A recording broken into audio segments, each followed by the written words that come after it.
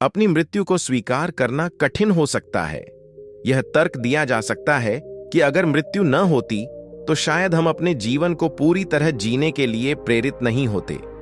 लेकिन फिर भी यह एक ऐसी सच्चाई है जिससे हर कोई जूझता है। हम अनंत काल तक जीवित नहीं रह सकते, कम से कम तब तक नहीं जब तक हम मृत्यु की इस समस्या का हल नहीं निकाल लेते।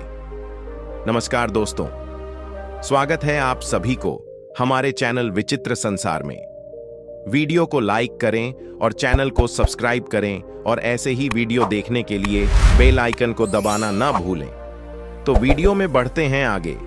आज चिकित्सा और प्रौद्योगिकी में हुई प्रगति के कारण मनुष्य पहले की तुलना में अधिक समय तक जीवित रह रहे हैं। इसने कुछ लोगों को यह सोचने पर मजबूर कर दिया है कि क्या हम सिर्फ मृत्यु को टालने से आगे बढ़कर इसे हमेशा के लिए समाप्त कर सकते हैं। यह एक ऐसा लक्ष्य है जो कई वैज्ञानिक अनुसंधान और दार्शनिक क्षेत्रों को शामिल करता है। क्या जैविक अमरता संभव है? सबसे बड़ी खोजों में से एक यह है कि जैविक अमरता बायोलॉजिकल इमॉर्टैलिटी असंभव नहीं है। यह प्राकृतिक दुनिया में कुछ हद तक पहले से मौजूद है, हालांकि यह अधिकांश जीवों और निश्चित रूप से मनुष्यों पर लागू नहीं होती। मृत्यु को रोकने में सबसे बड़ी बाधा सेनेसेंस यानी जैविक बुढ़ापा है। यह वह प्रक्रिया है जिसमें कोशिकाएं पुरानी हो जाती हैं और विभाजित होना बंद कर देती हैं। अधिकांश जीवों के लिए यह एक अनिवार्य प्रक्रिया है, हालांकि कुछ जीवों में यह प्रक्रिया निश्चित नहीं होती और इसे न केवल रोका जा सकता है बल्कि उलट भी किया जा सकता है। अमर जेलीफिश एक जिंदा उदाहरण ऐसा ही एक प्राणी है, टूरिटॉप्सिस दोहर्नी, जिसे अमर जेलीफिश इमॉर्टल जेलीफिश कहा जाता है। जैसा कि नाम से पता चलता है, यह जेलीफिश सैद्धांतिक रूप से अनंत काल तक जीवित रह सकती है। अगर इसे बाहरी तनाव या चोट लगती है तो यह अपने जीवन चक्र को उलट सकती है और फिर से एक पॉलिप कॉलोनी में बदल सकती है, यानी यह फिर से एक नवजात रूप में लौट सकती है। अगर हम इसे इंसानों के संदर्भ में समझें तो इसका मतलब यह हो सकता है कि जब भी कोई गंभीर बीमारी या चोट लगे, हम फिर से अपने बचपन की अवस्था में लौट सकें और जीवन को नए सिरे से शुरू कर सकें। सबसे चौंकाने वाली बात यह है कि यह प्रक्रिया अनंत बार दोहराई जा सकती है। हालांकि यह जेलीफिश अजेय इनविंसिबल नहीं है।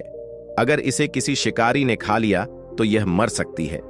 1980 के दशक से वैज्ञानिक इस प्राणी का अध्ययन कर रहे हैं और 2022 में एक शोध टीम ने इसकी आनुवंशिक जानकारी जेनेटिक इंफॉर्मेशन को मैप करने में सफलता प्राप्त की।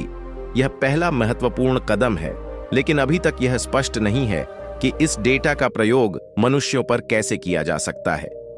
मृत्यु को रोकने की अन्य वैज्ञानिक विधि सीनोलिटिक्स, बुढ़ापे को मिटाने वाली दवा। सेनोलिटिक ऐसी दवाएं हैं जो सेनेसेंट कोशिकाओं सेनेसेंट सेल्स को नष्ट कर सकती हैं, जो बुढ़ापे और उम्र से संबंधित बीमारियों का मुख्य कारण होती हैं।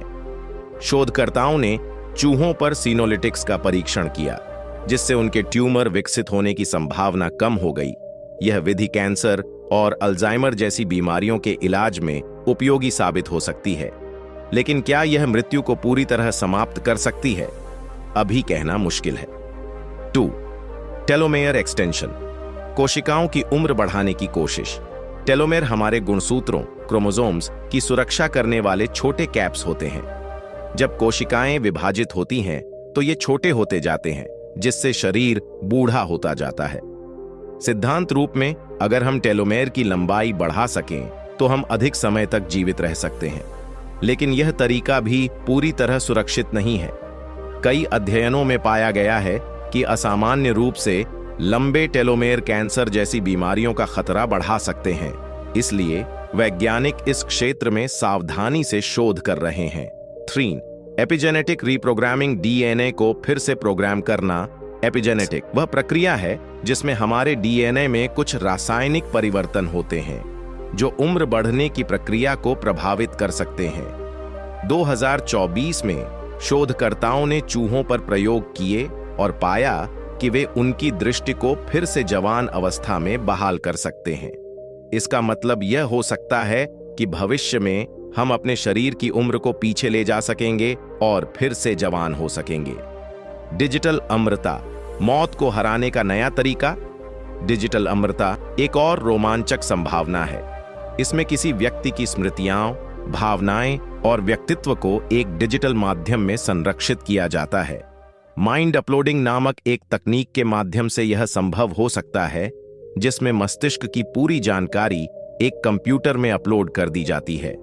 इस तकनीक का सबसे उन्नत रूप व्होल ब्रेन एम्यूलेशन WB है, जिसमें किसी व्यक्ति के मस्तिष्क को पूरी तरह स्कैन करके एक डिजिटल रूप में पुनः बनाया जाता है। लेकिन यह अभी तक केवल एक सिद्धांत है, क्योंकि मानव मस्तिष्क अत्यंत जटिल है। इसमें 86 अरब न्यूरॉन्स होते हैं और इसे पूरी तरह डिजिटल रूप में बदलना एक बहुत बड़ी चुनौती है। एक अन्य तकनीक डिजिटल क्लोनिंग है, जिसमें किसी व्यक्ति के ऑनलाइन डेटा, फोटो और गतिविधियों का विश्लेषण करके उनका एक डिजिटल संस्करण तैयार किया जाता है। लेकिन यह असली व्यक्ति का सिर्फ एक नकल मात्र होता है। क्या हम वास्तव में अमर हो सकते हैं? अमरता की खोज कोई नई बात नहीं है। प्राचीन काल से ही मनुष्य युवा बने रहने और मृत्यु को मात देने के तरीकों की खोज करता रहा है। अब विज्ञान और तकनीक इतनी उन्नत हो चुकी हैं कि अमरता संभव हो सकती है। लेकिन यह सवाल बना हुआ है, क्या सभी को अमरता का अधिकार मिलेगा या सिर्फ कुछ चुनिंदा लोगों को? क्या मृत्यु से बचने का प्रयास सही है? क्या डिजिटल रूप से जीवित रहना असली जीवन माना जाएगा? अभी बहुत लंबा रास्ता तय करना बाकी है, लेकिन यह संभव है कि हम आने वाले वर्षों में मृत्यु को एक नई चुनौती देने में सक्षम होंगे। अगर वीडियो पसंद आया है तो वीडियो को लाइक करें और अपने दोस्तों को शेयर करें। मिलते हैं अगली एक और रहस्यमयी वीडियो में। तब तक के लिए गुड बाय।